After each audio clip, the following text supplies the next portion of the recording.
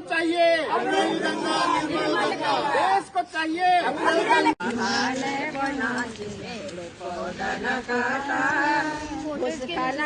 आलू जब तुम आपने आपके नेतृत्व में होना ही कार्यक्रम आज हर्षिल में हमें यहाँ के कुछ पर्यावरण प्रेमी प्रकृति प्रेमी मिले। उन्होंने कहा कि हमारे यहाँ भी कुछ हजार वृक्षों को एक साथ काट देने की कोई योजना इसी मार्ग पर चल रही है।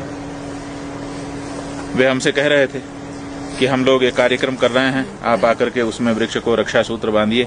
हम भी रक्षा सूत्र बांध रहे हैं ताकि उन वृक्षों की रक्षा का भार अपने ऊपर लें। हमारा चूंकि पहले से कार्यक्रम सुनिश्चित था और लंबा रास्ता है, बहुत सारे लोग हमारे साथ हैं, तो हम उनके पास तो नहीं जा पाए, लेकिन रास्ते में ही ये पवित्र वृक्ष यहाँ पर आया है और हमने प्रतीक रूप में ये रक्षा सूत्र जो प्रसाद स्वरूप में हमको भगवान के दरबार से मिला था, इस वृक्ष में बांधा है।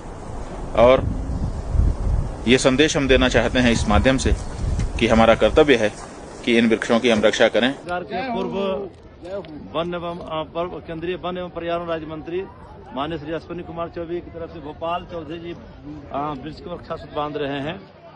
आज का जो संकल्प हुआ आपके नाम से हुआ है कि किस तरह हिमालय है तो हम हैं के संकल्प के साथ हम लोग यहाँ काम कर रहे हैं। डॉक्टर मुरली मनोहर जोशी जी के नेतृत्व में, उनके मार्गदर्शन में, उनके आह्वान पे पूरे देश से लोग आए हुए हैं और आपके तरफ से यह रक्षा सूत्र बांधा गया है। श्री गोपाल चौधरी जी बांधे हैं। हम लोग ईश्वर से प्रार्थना करते हैं, गंगा मैया से प्रार्थना करते हैं कि इतनी ताकत दीजिए कि हम और सरकार को इतनी सद्बुद्धि दी जाए कि यह निर्णय बदल जाए और कोई भी वृक्ष हमारा कटे नहीं, जिससे पर्यावरण बचा रहे, प्रकृति बची रहे और माँ गंगा भी। हिंदुस्तान के किसानों से मैं कहता हूँ, किसके लिए अनाज पैदा करोगे, कहाँ से अनाज पैदा करोगे? गंगा नहीं है तो हिंदुस्तान में अनाज की कोई आवश्यकता पैदा ही नहीं होगा।